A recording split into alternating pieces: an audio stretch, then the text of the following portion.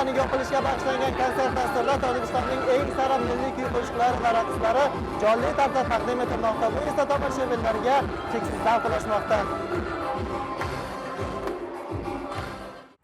Tantanali yopilish marosimi doirasida tashkil etilgan konsertda Tojikistonning mamlakatimizdagi elchixonasi vakillari, madaniyat arboblari hamda tojik san'atining ko'plab muxlislari ishtirok etishdi. Dastur davomida 20 ga yaqin milliy kuy va qo'shiqlar Tojikistonning taniqli san'at ustalari tomonidan mahorat bilan ijro etildi.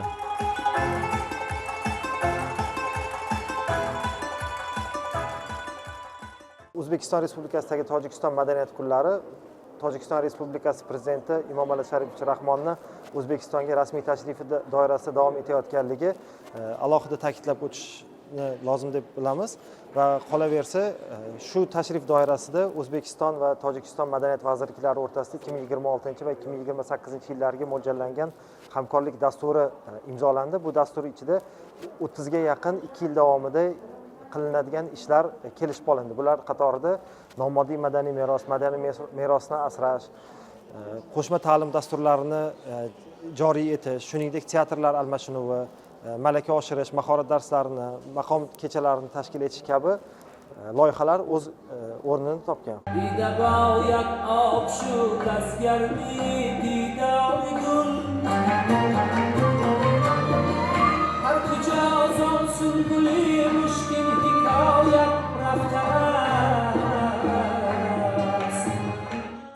Jarang sochgan diltortar navolarda tojik xalqining samimiyati, asriy qadriyatlari va boy madaniy merosi mujassam. Har bir jozibador raqs va harakatlarda qardosh xalqning o'ziga xos an'analari hamda yuksak san'ati yaqqol namoyon bo'ldi. Bu ijrolar o'zbek tomoshabinlariga nafaqat ma'naviy zavq bag'ishladi, balki ikki xalqning o'zaro yaqinligi va ochiq ko'ngilliligini yana bir bor isbotladi.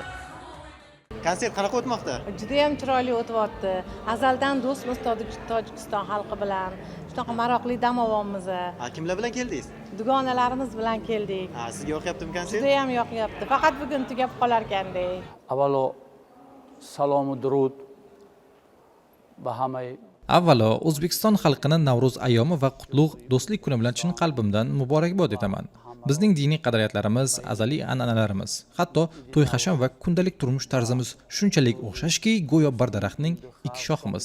Meni eng quvontirgan jihat bu xayrli tashabbuslar ikki davlat rahbarlari, O'zbekiston Respublikasi Prezidenti Shavkat Mirziyoyev va Tojikiston Respublikasi Prezidenti Emomali Rahmonning yuksak e'tibori va qo'llab-quvvatlashi bilan amalga oshmoqda.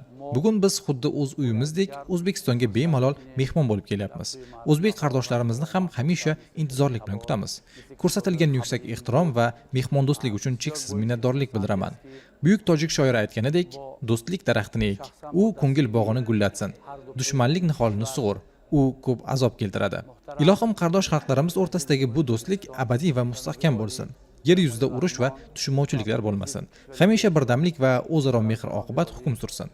Biz bir millat, bir tanu, bir jon kabi hamisha birga bo'laylik.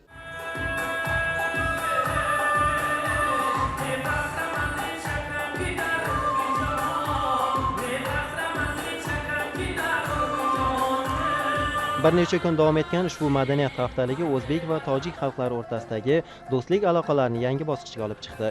O'tkazilgan ko'rgazmalar va ijodiy uchrashuvlar ikki qardosh elning ma'naviy ildizlari naqadar yaqin ekanini yana bir bor tasdiqladi. Mazkur madaniy muloqotlar nafaqat bugungi hamkorlikni mustahkamlashga, balki kelajakdagi yangi loyihalarga ham mustahkam poydevor bo'lib xizmat qiladi. Zokir Mo'minov, Husniddin Baxtiyorov bugun dastur uchun.